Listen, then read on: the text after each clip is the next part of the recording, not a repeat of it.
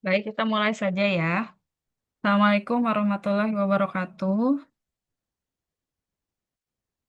Waalaikumsalam warahmatullahi wabarakatuh. Waalaikumsalam warahmatullahi wabarakatuh. Waalaikumsalam Waalaikumsalam warahmatullahi wabarakatuh. warahmatullahi wabarakatuh, Bu. Waalaikumsalam. Selamat malam semuanya. Kita mulai ya untuk web ketiga hari ini.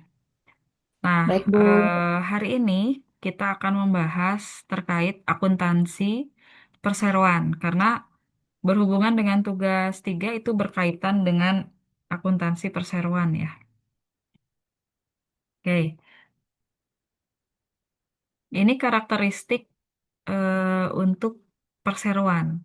Jadi perseroan itu sebuah badan hukum yang dibedakan dan terpisah dari individu-individu yang mendirikan dan menjalankan organisasi tersebut. Kalau kita mengenal perusahaan perorangan, perseroan gitu ya. Nah, perseroan berbeda dengan keduanya. Di perusahaan perorangan, modal itu akan dicatat sesuai dengan pemiliknya siapa. Jadi terikat pada orangnya.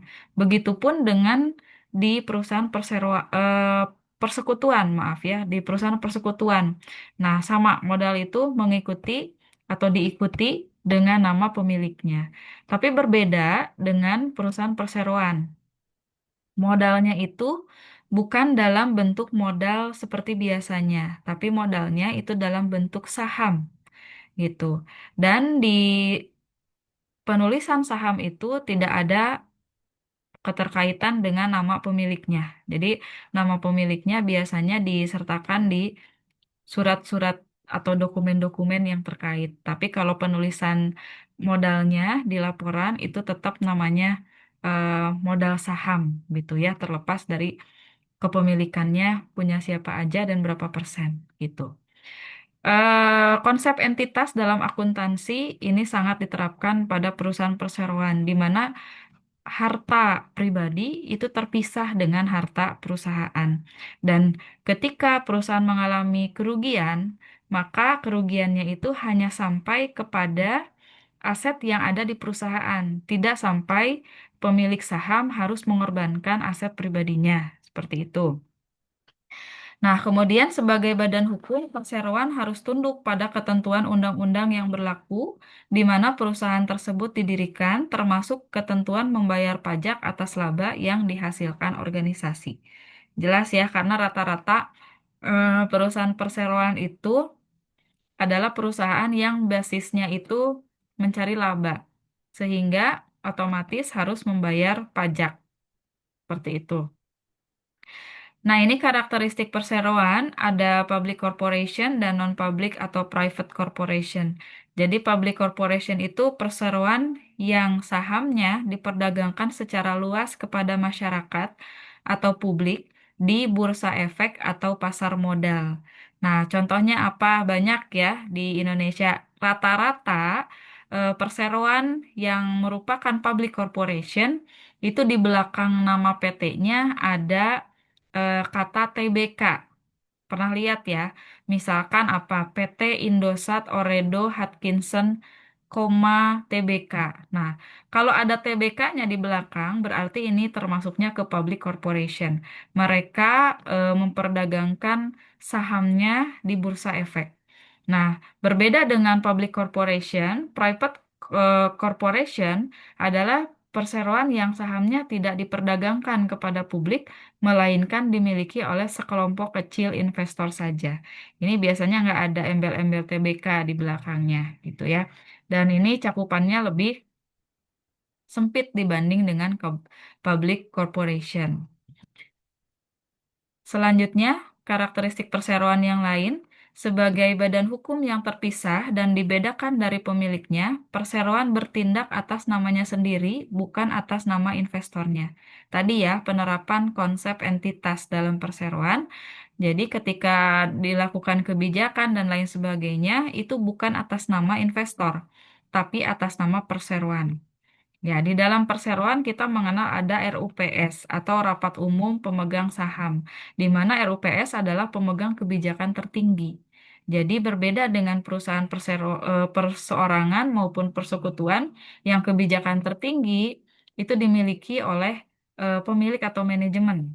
Gitu ya. Kalau di perseroan, pemilik kebijakan tertinggi adalah RUPS, di mana RUPS ini gabungan dari beberapa investor di dalamnya.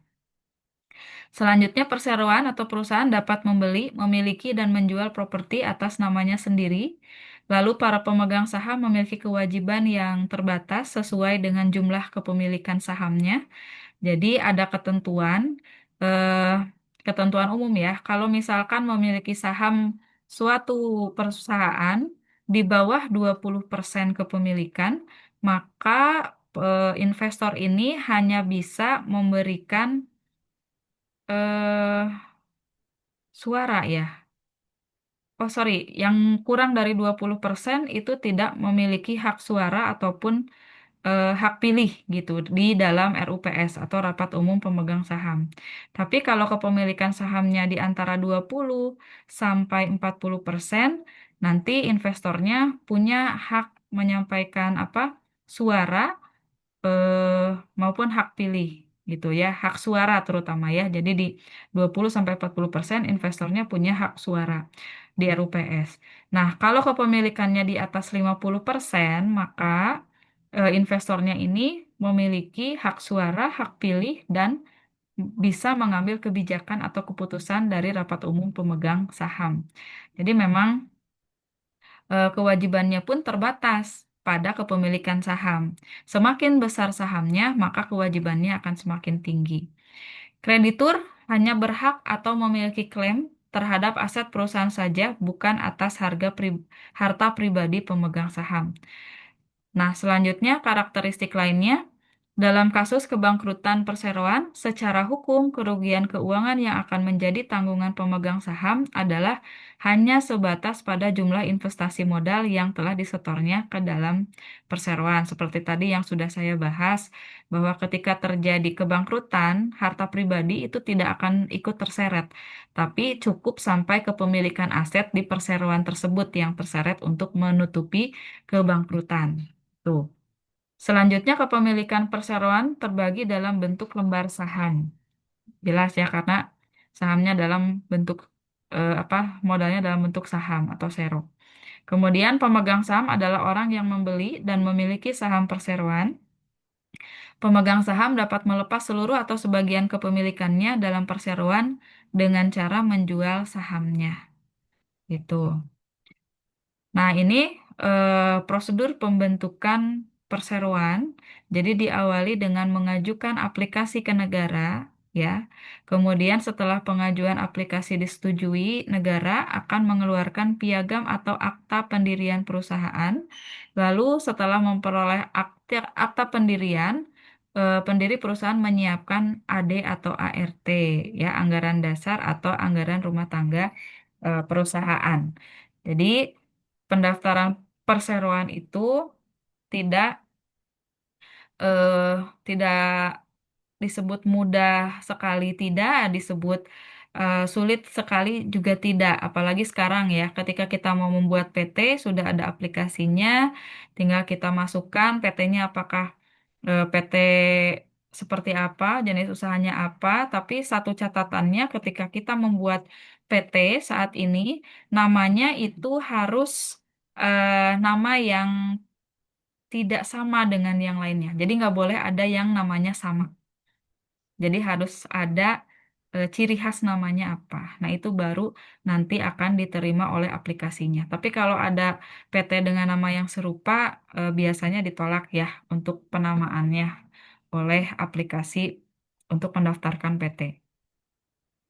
Nah, kemudian kita akan masuk ke pembahasan terkait modal perseroan. Setelah resmi terbentuk, perseroan akan memulai melakukan penjualan hak kepemilikan dalam bentuk lembar saham.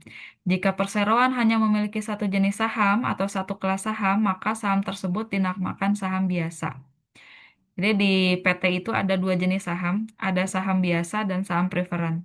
Jadi kalau cuma satu diterbitkannya berarti dia namanya saham biasa. Tapi kalau ada dua, kemungkinannya ada saham biasa dan saham preferen. Modal pemilik dalam perseroan dinamakan modal pemegang saham atau stockholders equity. ya. Nah, ini dua sumber utama modal perseroan. Jadi modal yang disetor atau paid in capital dan laba ditahan atau retained earnings. Modal yang disetor atau yang dikontribusikan oleh pemegang saham merupakan keseluruhan jumlah kas atau aset lainnya yang disetor pemegang saham ke perseroan untuk dipertukarkan dengan saham. Gitu ya. Jadi pokoknya modal yang disetor itu yang sudah diberikan kepada perusahaan. Selanjutnya ada namanya laba ditahan atau retained earnings. Nah, retained earnings ini adalah bagian dari laba sebetulnya. Laba bersih yang diperoleh selama periode berjalan akan ditutup atau dimasukkan nilainya ke dalam akun laba ditahan. Laba bersih ini akan dibagikan sebagian kepada pemegang saham sebagai dividen dan sisanya diinvestasikan kembali ke dalam perusahaan tersimpan dalam akun laba ditahan. Jadi laba ditahan itu tadi merupakan bagian dari laba ya. Ketika perusahaan perseroan memperoleh laba dalam 1 tahun, maka laba itu akan dibagi menjadi dua. Jadi ada laba yang dibagikan dan ada laba ditahan. Nah, laba yang dibagikan ini akan dibagikan dalam bentuk dividen. Sementara laba yang disimpan ini namanya laba ditahan. Laba ditahan ini berfungsi sebagai penambah modal, gitu ya, modal perusahaan. Sama halnya ketika kita membuka usaha, ketika memperoleh keuntungan, maka sebagian keuntungan kita gunakan dan sebagian lain kita tambahkan sebagai modal, gitu ya, untuk mengembangkan usaha. Nah, untuk penerbitan saham, saham itu memiliki nilai pari, yaitu nilai nominal yang tercantum dalam saham. Nilai pari saham tidak atau belum tentu mencerminkan harga pasarnya. Harga pasar saham adalah harga yang terbentuk dari hasil interaksi penjual dengan pembeli atau harga yang terjadi di pasar. Harga saham cenderung akan mengikuti perkembangan kondisi keuangan perusahaan, laba perusahaan maupun dividen, ataupun pengaruh faktor luar perusahaan seperti tingkat inflasi, perubahan suku bunga, politis, kondisi ekonomi negara, dan lain-lain. Jadi, kesimpulannya di sini bahwa saham itu memiliki nilai pari, ya, atau nilai nominal saham. Kemudian nilai nominal saham ini belum tentu sama dengan nilai pasarnya. Sama halnya ketika kita membicarakan terkait produk ya. Produk itu punya harga pokok. Tapi harga pokok itu tentu berbeda dengan harga jual gitu. Nah, kalau di saham istilahnya ada harga atau nilai nominal dan nilai pasar. Nilai pasar belum tentu lebih tinggi dibanding nilai nominalnya. Jadi nilai pasar bisa jadi lebih rendah dibanding nilai nominalnya, tergantung pada kondisi-kondisi yang sudah tadi disebutkan ya. Salah satunya terkait kondisi ekonomi negara, kemudian kinerja keuangan perusahaan dan lain-lain. Tuh. Nah, ini ilustrasi penerbitan saham. Pada tanggal 4 Maret 2022, PT Angkasa Raya menerbitkan dan menjual secara tunai 1.000 lembar saham preferen dan 5.000 lembar saham biasa. Jadi saham preferen itu adalah saham khusus ya. Saham dengan perjanjian khusus biasanya yang punya saham preferen itu dibagi 10% dividennya dari laba yang dibagikan. eh Kemudian laba lainnya gitu ya akan dibagikan kepada pemilik saham biasa. Biasanya seperti itu. Jadi yang preferen dulu dikasih dividen baru sisanya ke yang punya saham biasa gitu. Nilai pari setiap lembar saham preferen Rp1.400 dan nilai pari setiap saham biasa Rp600. Sedangkan harga pasar setiap lembar saham preferen dan saham biasa masing-masing Rp1.700 dan Rp800. Kalau lihat di sini berarti terdapat perbedaan antara harga nominal, nilai nominal dengan nilai pasarnya. Nah, saham biasa berbeda ada selisih 300 ya antara nilai nominal dengan nilai sepasarnya.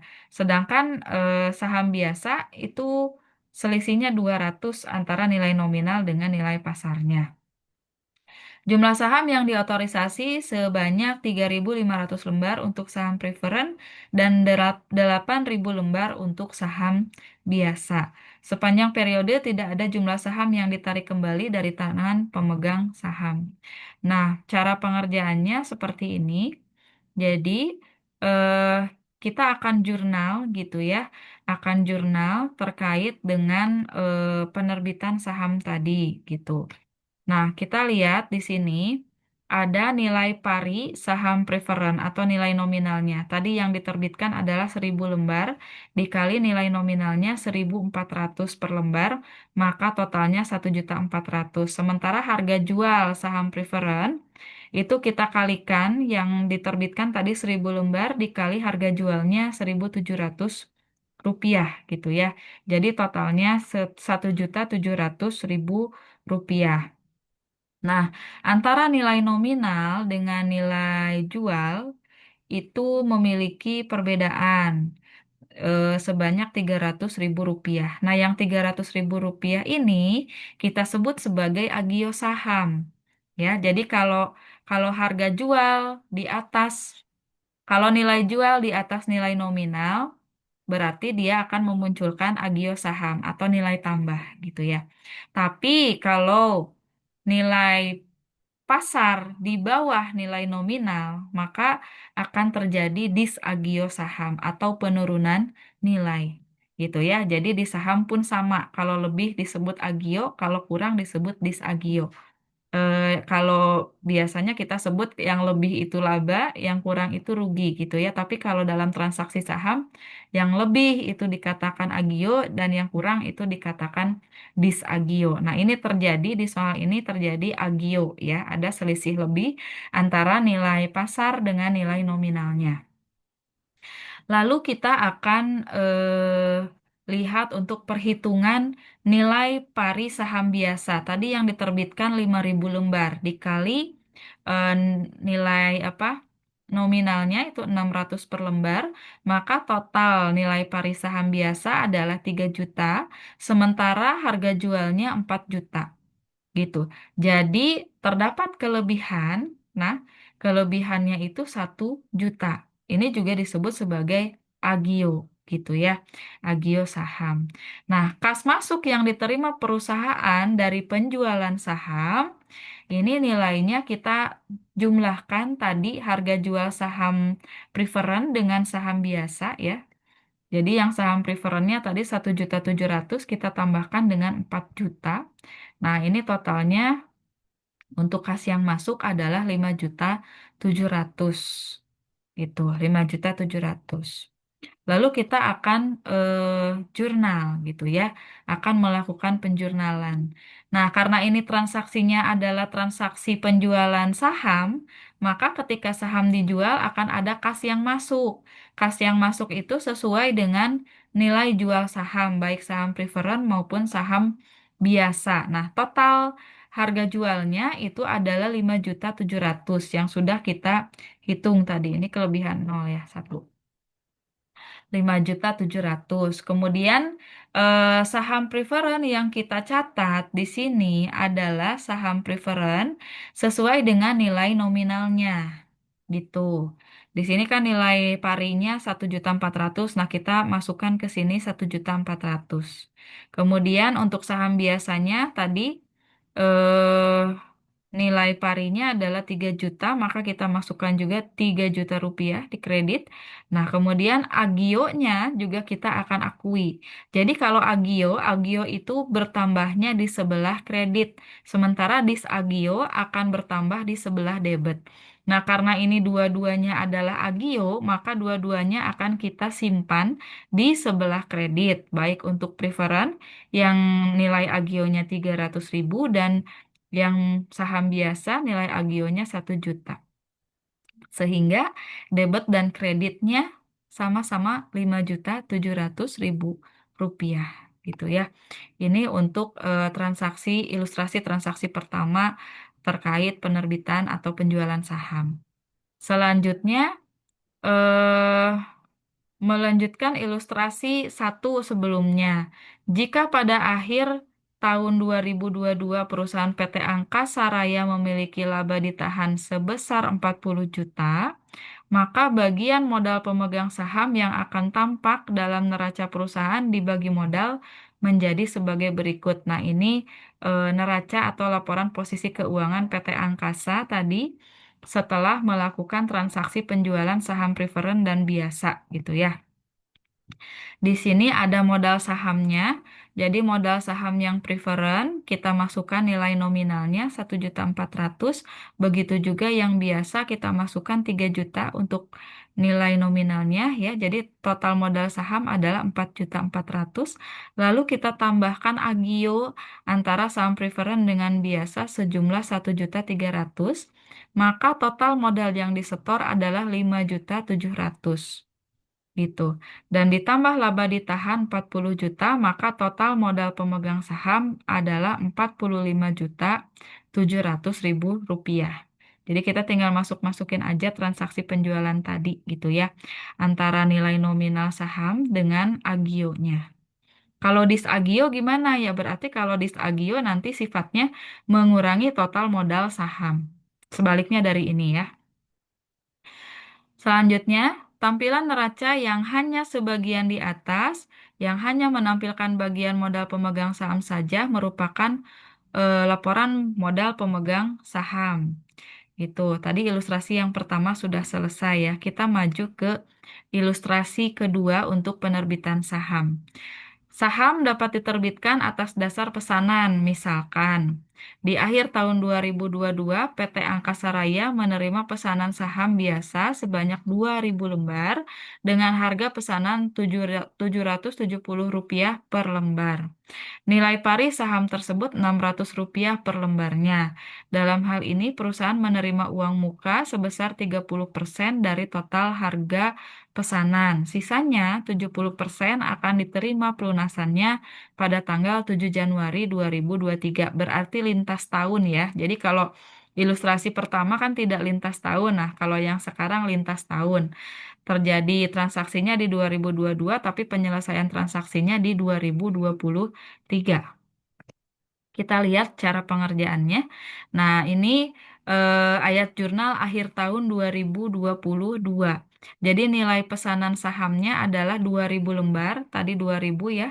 Nah, ini 2.000 lembar dikali harga jualnya 770 per lembar, maka total nilai pesanannya adalah 1.540.000 rupiah.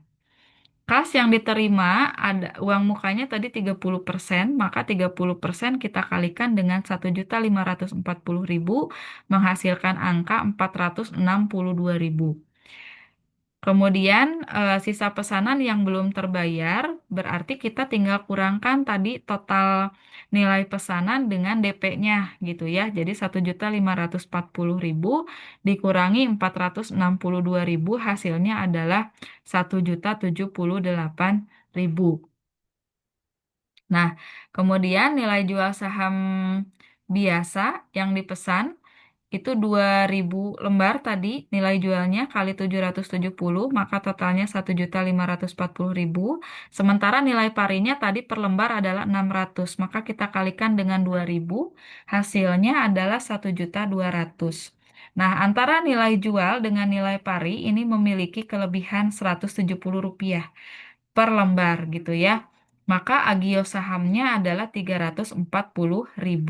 Dan ketika kita jurnal gitu, jurnal, kalau terjadi penjualan saham berarti kita akan menerima kas. Kasnya tadi hanya 30% ya di akhir 2022. 30%-nya kas. Nah, ini 462.000 kita simpan di debit. Kemudian piutangnya berarti kan sisanya ya 1.078.000. Nah, selanjutnya di kreditnya ada apa? Di kreditnya ada pesanan saham biasa sejumlah nilai nominal gitu ya 1.200.000. Kemudian kita masukkan juga agionya sebesar 340.000 rupiah. Nah, ini untuk jurnal di tahun 2022. Karena ini lintas tahun, maka kita juga akan melihat nanti perubahan di posisi keuangannya antara 2022 dengan 2023. Nah, selanjutnya setelah ini apa? Setelah ini kita akan melihat laporan modal pemegang saham seperti ini untuk tahun 2022. Jadi yang baru kita terima itu baru 30%-nya. Jadi transaksi selesai itu baru 30%-nya gitu. Maka pengaruhnya ke kepemilikan modal ya seperti ini ya disajikan dalam laporan ini. Jadi modal sahamnya yang preferen itu ini kelanjutan dari ilustrasi yang nomor satu ya. Kemudian ilustrasi 2 itu adalah penambahan transaksi gitu. Jadi saham preferennya masih ikut ke transaksi yang nomor satu tadi 1.400.000. Kemudian saham biasanya 3 juta gitu ya. Kemudian pesanan saham biasanya tadi totalnya dari 2.000 lembar dikali 600 nilai nominalnya jadi 1.200.000. Nah, total modal saham di sini adalah 5.600.000. Kemudian tambahan modal di setor juga kita akan masukkan digabungkan dengan contoh pada ilustrasi satu tadi gitu ya.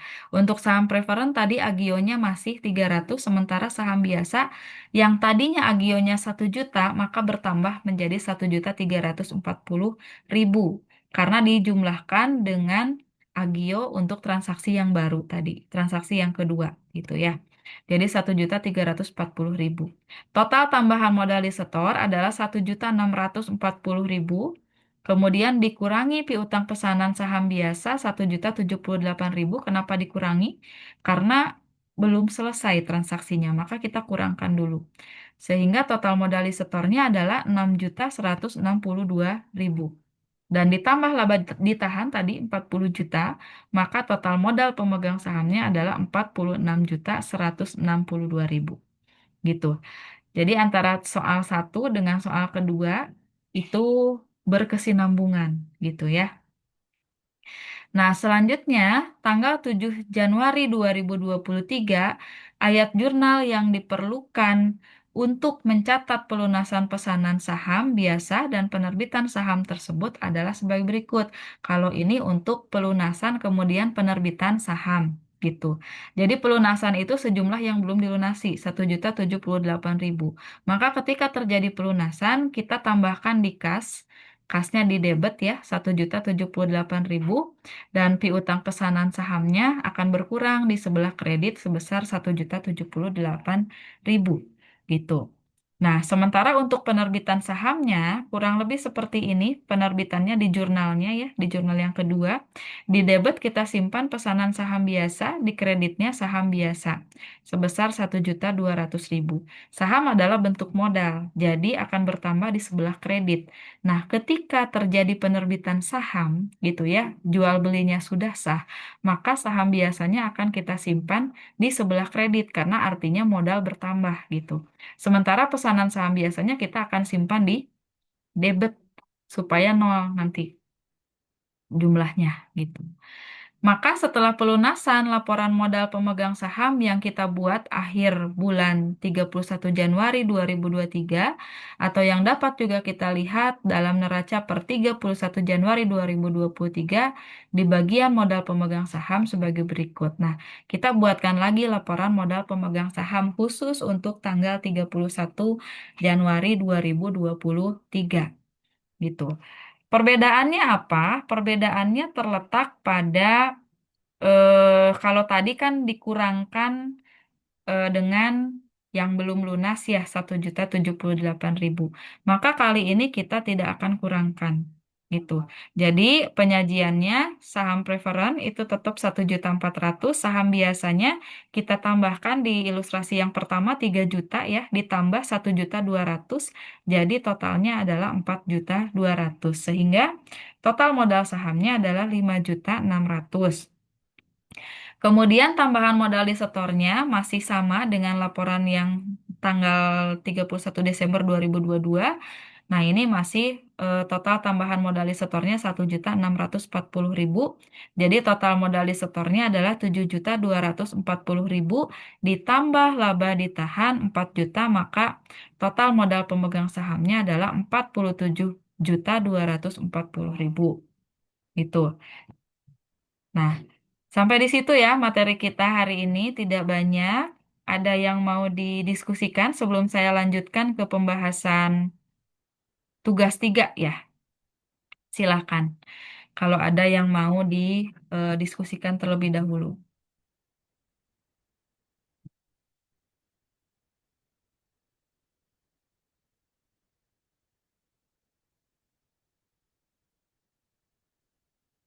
Tidak ada yang mau kita diskusikan untuk materinya. Nanti materinya akan saya upload setelah selesai ini ya, setelah selesai itu web 3 hari ini ke ke e-learning. Jadi nanti bisa dipelajari lagi di e-learning, boleh dibaca-baca lagi materinya. Seperti biasa, video kita untuk web 3 ini akan saya upload ke e-learning mungkin minggu depan ya, awal minggu depan setelah deadline tugasnya selesai gitu. Oke, kalau tidak ada yang mau didiskusikan terkait materinya, saya akan langsung membahas tugas 3 ya. Tugas 3 ini adalah tugas yang termudah selama tutor tutorial online berlangsung ya untuk mata kuliah berpraktik. Ini adalah tugas yang paling mudah di mana tugasnya itu hanya melakukan penjurnalan terkait apa? Penjurnalan terkait transaksi penyetoran modal gitu. Nah, karena ini namanya PT atau perseroan terbatas gitu ya, maka seperti yang sudah saya jelaskan sebelumnya, modalnya itu bentuknya adalah modal saham gitu, modal saham. Nah, yang diminta itu transaksi tanggal 1 Juni dan tanggal 10 Juni tolong dicatat gitu di jurnal. Seperti itu kan ya, kurang lebih. Nah, ini adalah jurnal untuk mencatat transaksi tanggal 1 Juni dan tanggal 10 Juni tahun 2025. Jadi, tanggal 1 Juni itu kan terjadi penyetoran modal ya. Penyetoran modal oleh pemilik A, pemilik B, dan pemilik C. Pemilik A itu menyetorkan kas 150 juta, pemilik B menyetorkan peralatan, dan pemilik C menyetorkan kendaraan. Gitu. Jadi, kita akan catat seperti ini, ya. Pencatatannya seperti ini. Karena pemilik A setor kas, maka kas akan bertambah di sebelah debit jumlahnya 150 juta. Kemudian untuk peralatan yang disetorkan oleh pemilik B, kita juga akan catat di akun peralatan ya, jumlahnya 100 juta. Sementara pemilik C menyetorkan kendaraan sejumlah 50 juta, maka kita akan tambahkan di debit kendaraan sejumlah 50 juta. Lalu di kreditnya kita akan akui sebagai modal saham. Modal saham totalnya itu adalah 300 juta. Jumlah dari kas, peralatan, dan kendaraan. Itu untuk transaksi tanggal 1. Nah, sementara di pembahasan tugas 3 ada beberapa yang sudah mengumpulkan pengerjaan soal 3 ya, tugas 3. Sebagian kecil itu sudah bagus pengerjaannya, sementara sebagian lainnya itu rata-rata masih memperlakukan modalnya itu seperti modal persekutuan, modal perusahaan persekutuan. Jadi masih ada modal pemilik A, modal pemilik B, dan modal pemilik C. Nah, itu kalau merasa jawabannya seperti itu, silakan dibetulkan ya sampai sesi berakhir gitu. Masih ada waktu, silakan dibetulkan. Yang betul adalah kita mengakuinya sebagai modal saham gitu. Kemudian untuk transaksi tanggal 10, pemilik C kalau nggak salah ya, pemilik C itu menyetorkan modal kas, modal uang 50 juta. Nah, coba di jurnal. Maka penjurnalannya juga seperti ini, simple ya. Jadi akan ada penambahan kas di debit, sementara di kreditnya itu modal saham gitu. Jadi jurnalnya ya seperti ini gitu. Nah, selanjutnya setelah ini di soal itu ditugaskan untuk membuat capital statement atau laporan perubahan modal gitu ya. laporan perubahan modal. Nah, ini juga sangat sederhana laporan perubahan modalnya gitu. Jadi kita tinggal menambahkan modal saham di awal tadi yang tanggal 1 300 juta, kemudian tambahan modal saham yang tanggal 10 itu 50 juta, sehingga total jumlah modal sahamnya adalah 350 juta. Nah, lalu soal yang ketiga, ini narasi ya. Eh, sebutkan apa tujuan dari diadakannya pelaporan modal gitu. Ya. Nah, itu eh, kurang lebih modal itu dapat membantu manajemen perusahaan dalam merancang strategi keuangan yang tepat guna, mengurangi risiko dampak risiko ya dan memaksimalkan keuntungan. Kemudian akuntansi memberikan pandangan yang jelas terhadap kinerja keuangan perusahaan, memungkinkan manajemen untuk membuat keputusan yang terinformasi dan berkelanjutan dan perusahaan dapat mengoptimalkan penggunaan modalnya untuk mencapai tujuan jangka panjangnya. Tapi, tentu untuk jawaban poin ketiga ini boleh dikembangkan. Semakin baik pengembangannya, maka nilainya pun akan semakin baik. Tapi kurang lebih ya untuk fungsi dari modal itu sendiri, pencatatan modal itu sendiri ya kurang lebih seperti itu. Gitu ya. Nah, itu pembahasan tugas tiga kita. Jadi tugas tiga adalah tugas yang paling mudah di antara tugas-tugas yang lainnya. Silakan ada yang mau didiskusikan atau tidak terkait tugas tiga.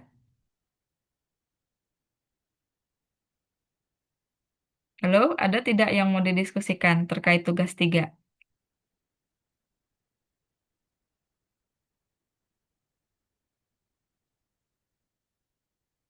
Oke, sepertinya aman ya. Sepertinya aman untuk tugas tiga.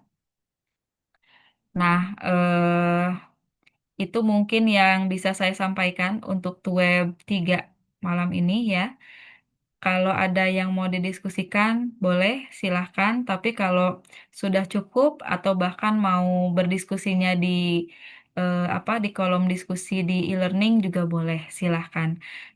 Saya sarankan, bukan sarankan ya, tapi saya beri apa ya, beri pemahaman bahwa di kolom diskusi itu adalah tempat untuk menyampaikan pertanyaan atau berbagi pengalaman. Jadi bukan terkait misalkan materi lalu Anda cari dengan ChatGPT gitu ya, lalu dikopikan di situ, ya tidak seperti itu. Lebih baik saling sharing terkait pengalaman pengerjaan tugas 3 dan pertanyaan-pertanyaan yang mungkin muncul boleh disampaikan di sana. Gitu. Oke, sekali lagi saya beri kesempatan. Apakah ada yang mau didiskusikan sebelum saya tutup web 3 ini? Halo? Masih menyimak kah?